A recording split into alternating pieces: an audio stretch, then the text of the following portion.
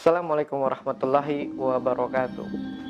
Bismillahirrahmanirrahim. Bismillahirrahmanirrahim. Hasbunallahu wa ni'mal wakil, ni'mal maula wa ni'mal nasir, wala haula wala quwata illa billah. Gimana puasanya hari ini, sahabat? Semoga masih dalam kategori kuat. Karena yang gak kuat itu, yang belum boleh dianjurkan adalah anak-anak kecil yang belum balik. Jadi nggak ada cerita buat kalian yang sudah dewasa untuk tidak berpuasa. Nah, kali ini saya akan membahas beberapa pertanyaan seputar apakah di bulan puasa ini tidak ada jin, dan apakah jin pada saat bulan puasa ini dibelenggu? Sahabat yang mulia, jin pada dasarnya diberikan tangguhan oleh Allah untuk selalu dan senantiasa menggoda umat manusia. Dan ada beberapa jenis setan yang dibelenggu pada bulan Ramadan. Kita akan membahas tentang 10 jenis setan yang dibelenggu oleh Allah pada saat bulan puasa. Nanti kita akan membahas jenis dan beberapa karakter dari jin yang memang berkeliaran pada saat bulan puasa atau hari lain. Diriwayatkan oleh Al-Bukhari nomor 189, Muslim nomor 1079. Dari Abu Hurairah radhiyallahu anhu, sesungguhnya Rasulullah Shallallahu alaihi wasallam bersabda, apabila bulan Ramadan tiba, pintu-pintu surga dibuka, pintu-pintu neraka ditutup, dan setan-setan dibelenggu. Kalau kita cermati dari kutipan hadis tersebut, kita tidak bisa membantah atau terbantahkan, karena memang ada jin dari golongan setan yang dibelenggu setiap bulan Ramadan. Nah, para alim ulama pun ada yang berbeda pendapat mengenai makna dibelenggu. Kalau kita mencermati kata belenggu berarti di penjara atau dikurung. Nah, setan-setan pada bulan Ramadan menjadi beberapa pendapat. Karena beberapa alim ulama memiliki asumsi yang berbeda-beda. Namun asumsi tersebut bukan hanya sekedar asumsi, tetapi dimiliki oleh kearifan dan kemampuan dalam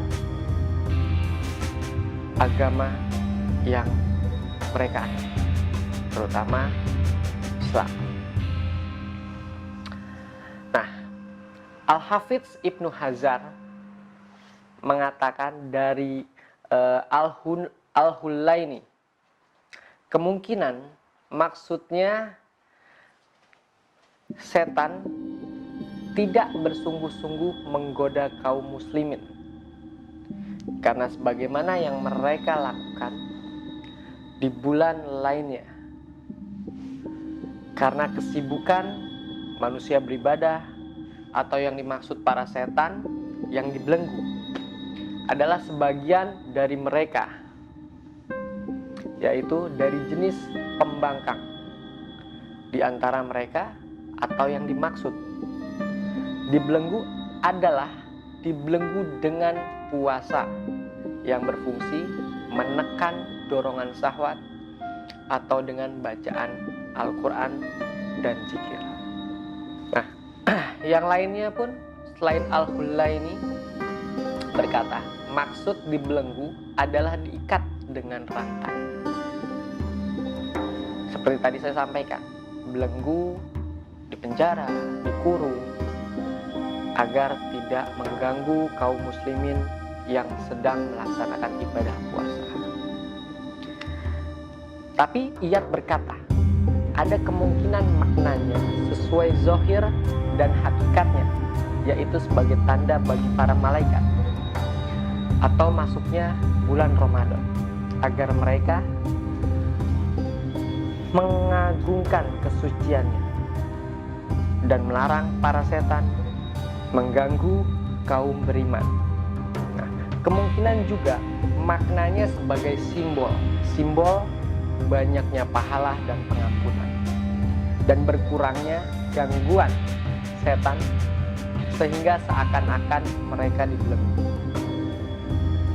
Nah, dia berkata yang menguatkan kemungkinan kedua ini adalah ungkapan dalam riwayat Yunus dari Ibnu Syihab dalam riwayat Muslim, yaitu ungkapan, nah, pintu-pintu rahmat dibuka. Dia juga berkata bahwa makna dibelenggunya setan adalah simbol dilemahkannya setan. Nah, dilemahkannya setan untuk apa? Agar setan tersebut tidak mengganggu dan menghias syahwat manusia. Karena simbol dilemahkannya setan dalam menggoda dan menghias syahwat. Ada lagi Jin bin Munayyir berkata, pendapat pertama, makna dibelenggu secara johirnya lebih tepat lafaz. Lebih tepat lafaz ini tidak perlu dialihkan dari zohirnya. Nah, kesimpulan makna setan dibelenggu adalah bersifat hakiki atau nyata. Allah yang lebih mengetahui tentang hal tersebut, dan hal itu tidak harus berarti bahwa kejelekan dan kemaksiatan tidak terjadi di antara manusia. Nah, tadi sempat saya sampaikan 10 jenis jin, tetapi kita belum memasuki jenis-jenis jin yang mana yang dibelenggu pada saat bulan suci Ramadan. Yang pertama ada iblis. Laknatullah itu sendiri jelas, dia dipasung, dikerangkeng agar tidak mengganggu umat manusia. Lalu yang kedua ada jalitun. Jalitun itu mungkin kita baru mendengar tentang jalitun. Nah, jalitun itu adalah anak iblis. Mereka pakar dalam menggoda manusia ke arah sifat membazir dan bakil. Nah, kalau misalkan bakil, ya, nah itu ada jin yang bernama jalitun atau anak iblis. Yang ketiga ada watin. Nah, watin ini pendorong manusia berprasangka buruk dan putus asa terhadap Allah. Contohnya, pada saat meminta, berdoa, Allah belum mengabulkan. Karena Allah sebenarnya sayang. Mengapa belum dikabulkan? Menunggu seberapa kuat seorang hamba ini meminta kepada Tuhannya. Nah, disitulah tugas dari watin untuk mendorong manusia berprasangka buruk dan putus asa terhadap Allah Subhanahu wa taala. Nah, itu watin. Lalu ada juga yang namanya al-awan. Nah, al-awan ini ditugaskan dalam menggoda raja atau pemimpin. Nah, biasanya yang digoda itu biasanya pemimpin, aparatur pemerintah, aparatur pemerintah setempat, aparatur pemerintah daerah. Karena memang al-awan ini maksud saya paling gencar untuk menggoda seorang pemimpin supaya dia bersikap sombong dan takabur serta zalim terhadap rakyatnya. Tadi ada iblis, ada zaitun, ada watin, ada al-awan. Yang kelima ada haffah. Nah, haffah ini yang menggoda manusia agar meminum arak atau khamar, minuman yang memabukkan. Nah, kalau misalkan ada seorang hamba sering minum, sering mabuk-mabukan, terus ingin sekali merasakan sensasi dari cairan yang memabukkan itu. Nah, disitulah tugas dari haffah. Karena dia paling senang menjerumuskan orang agar meminum arak atau khamar atau alkohol. Lalu yang keenam ada murrah. Bukan murah ya, tapi murrah. Murrah ini paling senang untuk melalaikan umat manusia dalam mengingat Allah. Biasanya diberi godaan, misalkan mau pada saat ibadah, lagi main game nih, games terus, lagi dengerin musik terus, lagi nonton TV terus. Apalagi ibu-ibu, misalkan lagi belanja, apalagi saat ini bulan puasa. Nah, murrah ini paling senang. Karena apa? Dia ini menggerakkan hati orang-orang untuk bergosip dan segala benda yang melalaikan. Jadi pada saat mau ibadah males, maunya dengerin musik aja, maunya main game aja, maunya main laptop aja, maunya hiburan, bergosip. Nah, disitulah ada setan yang bernama murrah. Lalu yang ketujuh ada mas'ud. Nah, mas'ud ini yang suka membinasakan manusia melalui kata-kata fitnah, gosip, umpatan, dan apa saja yang keluar dari lidah dan mulut manusia. Nah, kalau misalkan kita sering bergibah, sering memfitnah, sering bergosip, ya kan, lalu sering mengejek, itu ada setan di dalam diri manusia yang bernama mas'ud. Karena setan itu ada di sekitar mulut manusia. Nah, biasanya ada orang salah ngomong, akhirnya menjadi masalah. Yang tadinya tidak mau memfitnah, akhirnya bergibah. Itu adalah salah satu setan dari golongan mas'ud. Lalu ada yang kedelapan. Kedelapan ini ada dasim. Nah, biasanya dasim ini digunakan oleh oknum-oknum spiritual untuk menghancurkan rumah tangga. Atau tidak usah kita berbicara ke spiritual, tetapi dasim ini paling suka merusak rumah tangga manusia dan menggoda ke arah zina dan maksiat. Nah, Allah memang menciptakan mata untuk melihat seluruh keindahan yang ada di muka bumi ini. Namun dasim ini memanfaatkan penglihatan manusia agar melibatkan hawa nafsunya Sehingga orang yang sudah berumah tangga itu rusak hanya karena setan dari golongan dasim. Nah, biasanya dasim ini juga sering digunakan oleh oknum-oknum spiritual yang ahli dalam bidang sihir, teluh, tenung, dan santet. Karena dasim itu biasanya bersahabat dengan oknum tersebut. Nah, lalu yang kesembilan itu ada walahan. Nah, walahan di sini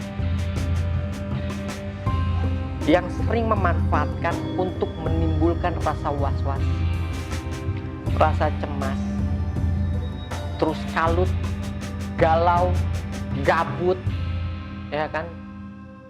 Nah, walahan inilah yang sering memanfaatkan manusia untuk menjadi was-was. Khususnya misalkan kita lagi wudhu nih. Wudhu, walaupun baik, misalkan gini, ada yang ngantri, ya kan? Terus tiba-tiba yang di depan kita selesai dalam berwudhu. Terus kita justru malah mempersilahkan orang lain. Nah, di situ ada setan yang bernama walahan. Mungkin kita berpikir kita baik mempersilahkan orang lain untuk wudhu terlebih dahulu. Tetapi ingat, untuk urusan ibadah jangan pernah ditunda. Karena syarat untuk orang bisa melakukan sholat dengan berwudhu terlebih dahulu. Semakin cepat dia berwudhu, semakin cepat dia mengerjakan sholat. Dan semakin cepat dia menerima panggilan Allah atau panggilan azan. Jadi paham di sini ya.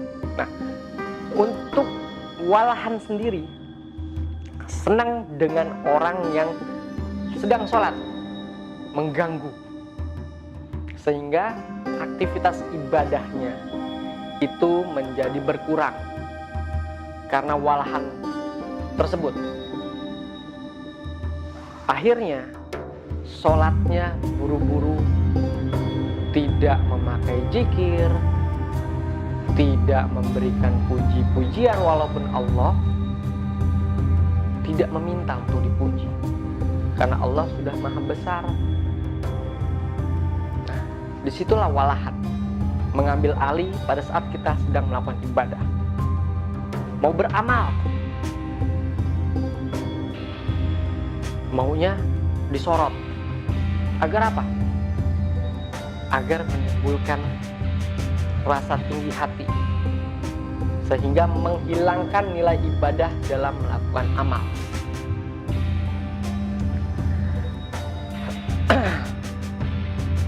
Lalu yang ke-10, yang terakhir itu ada lakus. Namanya cukup nyentrik, lakus. Tapi ingat, lakus di sini bukan orang yang suka makan permen karet. Itu lupus namanya. Paham ya? Lakus dengan lupus itu beda. Nah, lakus adalah setan yang paling senang menyesatkan manusia. Menyesatkan akidah manusia dengan menyembah api, berhala, binatang, keris, patung, pohon, untuk membuat manusia itu tergelincir akidahnya, sehingga mengandalkan setan yang bernama lakus. Sama kayak orang-orang yang minta nomor.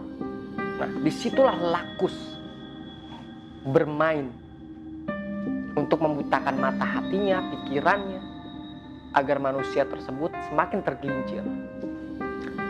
Dan lakus itu sendiri senang di tempat-tempat yang dianggap sakral oleh manusia, yang dianggap angker. Karena di situ banyak orang-orang yang menaruh sesembahan bukan bentuk rasa terima kasih kepada Tuhan, tetapi membuat sesaji untuk meminta selain Tuhan. Nah, disitulah Lakus membuat kita merasa ingin berhadapan dengan fata morgana dari duniawi. Nah, itulah 10 jenis setan yang dirantai di bulan puasa dan dicampakkan ke dalam lubang yang paling dalam, gelap, dan di lautan. Nah, mereka itu ibaratkan raja iblis berdarah tulen dan mempunyai kedudukan hierarki tertinggi dalam sistem pemerintahan iblis. Itu yang harus kita waspadai, itu yang harus kita ketahui. Jadi kalau misalkan kita kadang suka malas sholat, berarti kita tahu tuh setan dari golongan mana. Kita suka menggibah orang, kita suka memfitnah orang, kita suka mencela orang. Kita tahu tuh setan dari golongan mana. Mereka diberi umur yang sangat panjang. Dan di bawah mereka ada banyak tentara jin dan setan yang bertugas untuk menyesatkan manusia. Nah, bila mereka dirantai, anak buahnya masih bisa bebas di bulan puasa, tetapi hilang arah. Dan tujuan seketika karena tidak ada ketuanya. Jadi jin setan itu hampir sama dengan manusia, tidak jauh beda. Mereka punya pemimpin. Mereka pun juga sama. Ada yang beribadah, ada yang tidak. Makanya mereka dikurung di dalam lautan yang sangat gelap dan dalam. Wallahu alam bissawab. Nah, itu tadi 10 jenis atau 10 golongan jin yang dibelenggu oleh Allah Subhanahu wa taala pada setiap bulan Ramadan. Tapi ingat, mereka juga punya kroco-kroco atau bala tentara dari golongan setan dan golongan jin, sehingga mereka juga masih bisa mengganggu umat manusia. Yang penting kita sebagai umat manusia jangan pernah lepas dari ikhtiar kita kepada Allah Subhanahu wa taala, tawakal kita pada Allah Subhanahu wa taala. Mungkin pelajaran ini bisa kita ambil semuanya. Yang baik-baik kita ambil, yang buruk kita tinggalkan. Saya hanya manusia biasa yang selalu belajar dari kesalahan dan dosa yang kita perbuat. Sadar atau tidak sadar, kita pasti masih suka menzolimi orang lain. Di bulan yang baik ini, di bulan yang penuh rahmat ini, mari tutup, kita buka lembaran baru untuk mencapai kesuksesan yang hakiki dalam beribadah, meninggalkan kebiasaan yang buruk, dan melanjutkan kegiatan-kegiatan positif yang disenangi oleh Allah Subhanahu wa taala. Sikum binafsi taqallah. Wassalamualaikum warahmatullahi wabarakatuh.